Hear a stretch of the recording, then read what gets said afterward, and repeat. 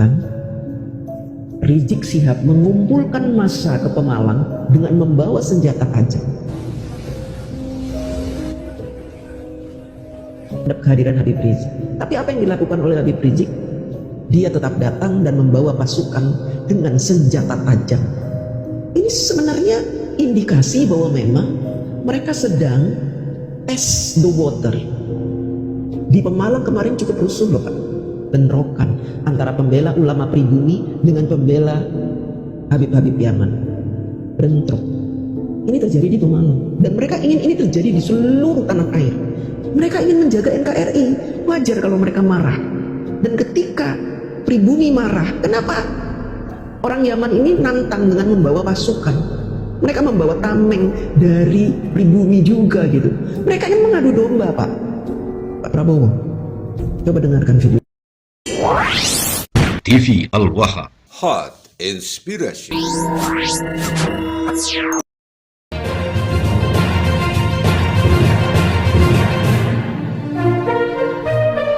Teman-teman yang masuk lewat itu ternyata sudah dihadang oleh lemparan batu itu dan mengena itu, dan kena ada beberapa PWLS yang kena mukanya itu dan kena baik parah maupun karena mereka membawa parang itu, membawa tongkat dan parang, kemudian batu yang memang sudah dipersiapkan oleh mereka, kata teman-teman yang masuk itu.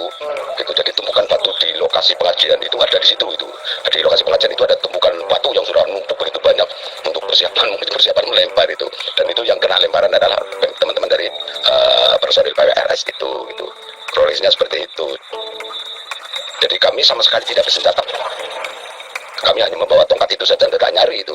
Jadi ada yang bambu, ada yang kalau dari rumah mereka ada yang membawa tongkat komando gitu.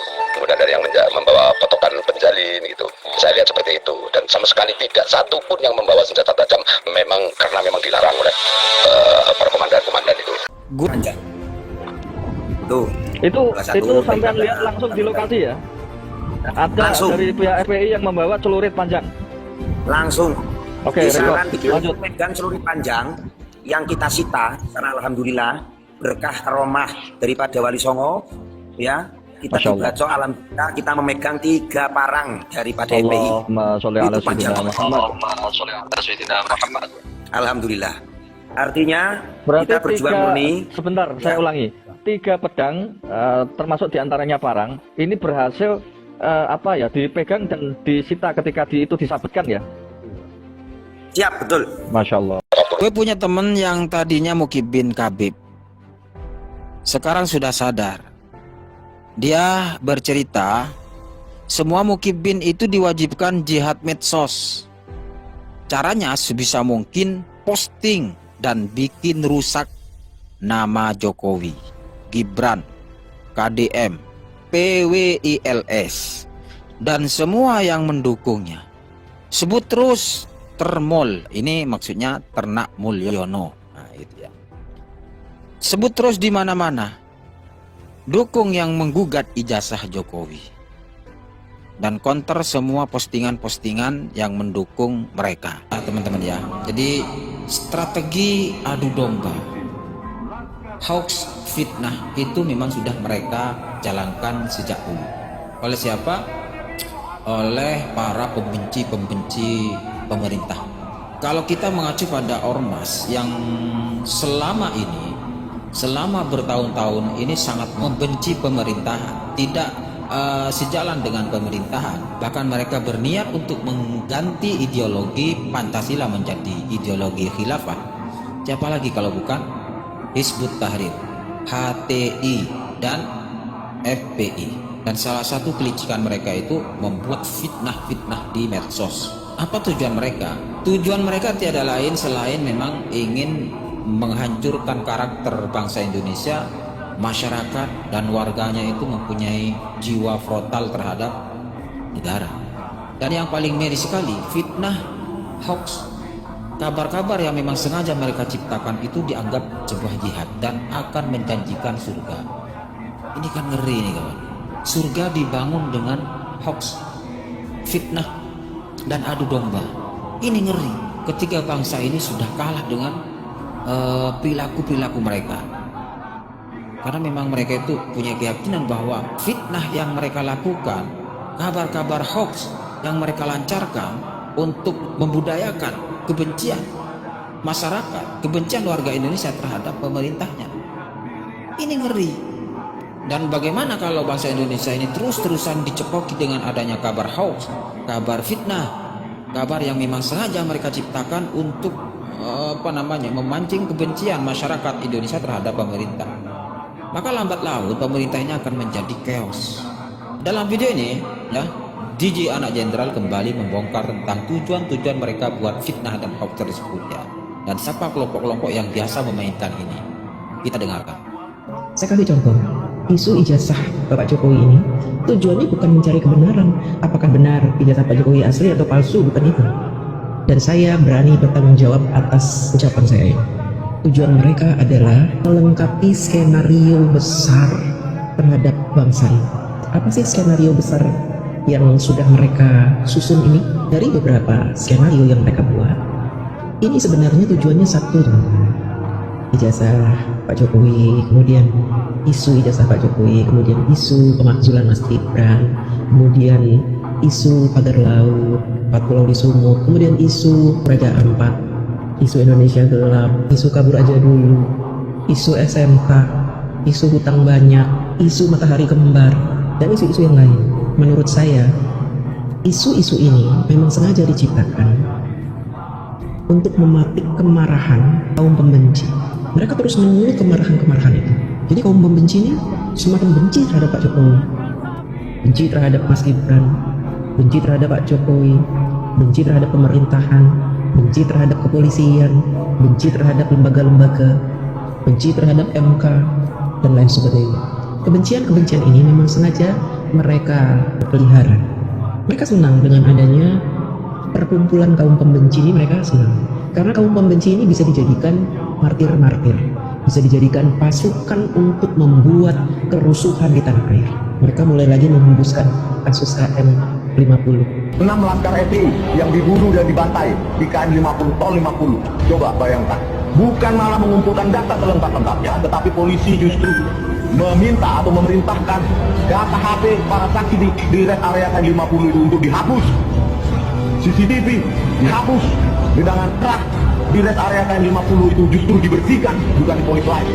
Dan rest area KM 50 yang baru berdiri selama setahun itu dibongkar. Itu Kapoldanya itu dianggap itu Imran Fadil Inventor bertanggung jawab itu. Tujuannya apa?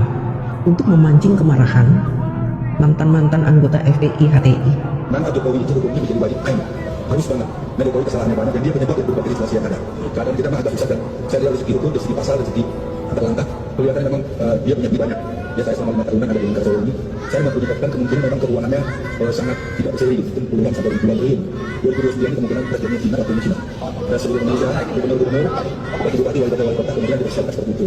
Nah, kapan terakhir 2039 total Indonesia harus dari provinsi. Makanya mereka itu terus dalam beberapa kejadian memang permainan black magic di Korea memang pada tingkatan. Dia benar-benar layak.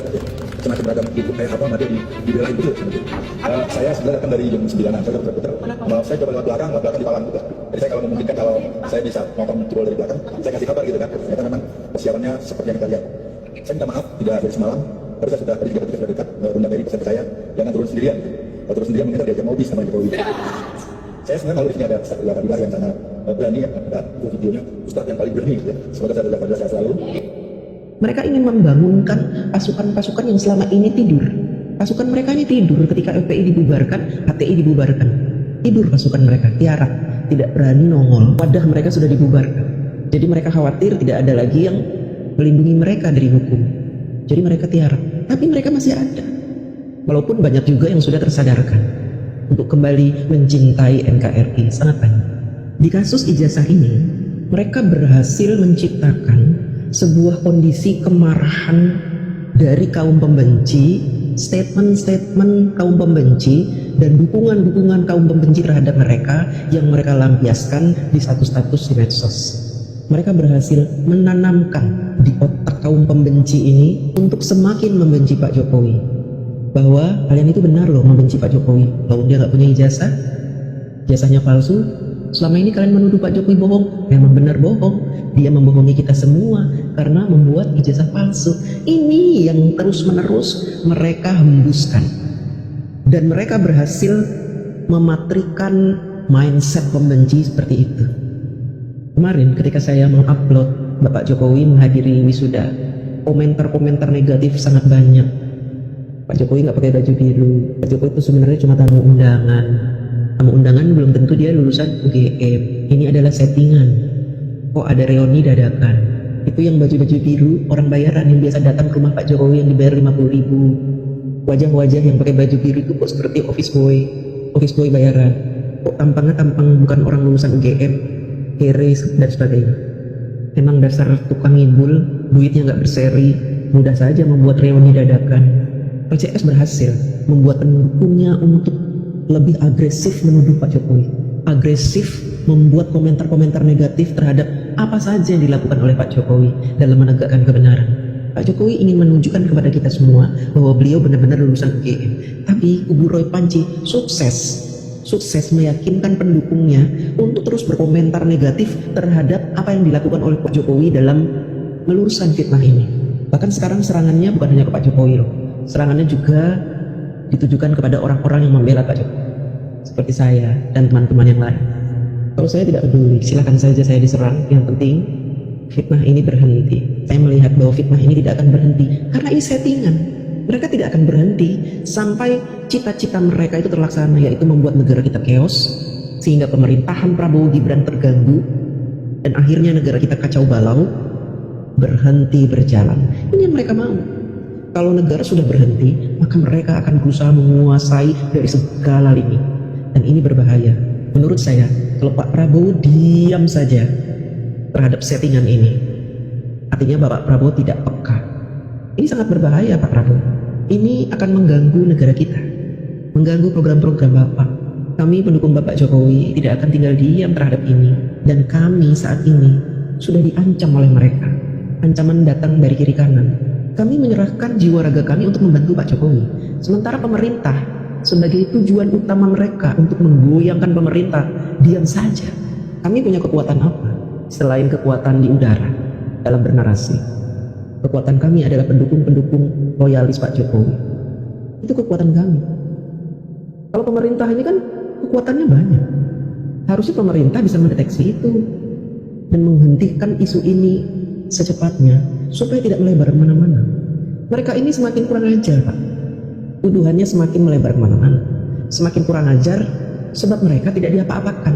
Mereka dibiarkan bersuara dengan tuduhan-tuduhan yang tidak masuk akal. Kalau pendukung Pak Jokowi mungkin tidak terpengaruh, tapi orang-orang yang mau bertobat, yang dulunya pengacau di NKRI, yang suka ikut demo-demo, mau bertobat, itu akan kembali terusik pikirannya karena mereka memantik kemarahan ini dengan teriakan-teriakan. Coba Bapak bayangkan, isu ijazah ini kan sebenarnya isu remeh-temeh, tapi kenapa bisa membangkitkan kemarahan purnawirawan? Presiden Prabowo, saya ulang lagi kalimat saya, Bapak kemarah. Jangan keluar negeri saja, dalam negeri ini tempat cantik. Jangan Bapak Presiden keluar negeri saja, di luar negeri juga ditipu oleh Donald Trump. Di dalam negeri rakyatnya menderita dikriminalisasi ini. Bapak akan bertanggungjawabkan di dunia dan di akhirat. Sampai mengancam-ngancam pendukung Pak Jokowi akan dicari sampai ke lubang semut. Kenapa menimbulkan kemarahan GAM yang membela Sunarko gara-gara Sunarko diledek-ledek kumisnya?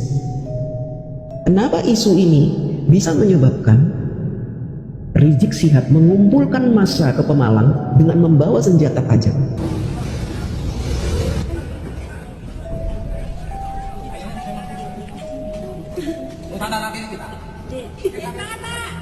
Semangat. Iya, semangat berjuang.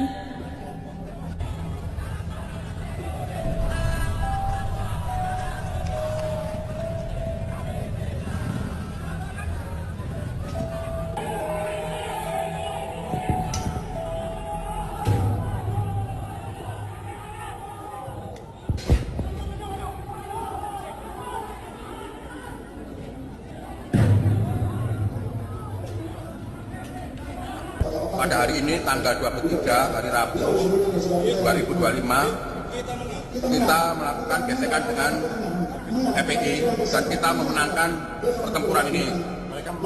Mereka melakukan serangan menggunakan senjata tajam, berupa parang, pentungan, dan lemparan-lemparan batu. Sedangkan kami yang hadir hanya menggunakan tangan kosong, beberapa pentungan itu bambu, bukan senjata tajam. Dan kami sempat terdesak dan akhirnya alhamdulillah kami bisa memukul mundur FPI.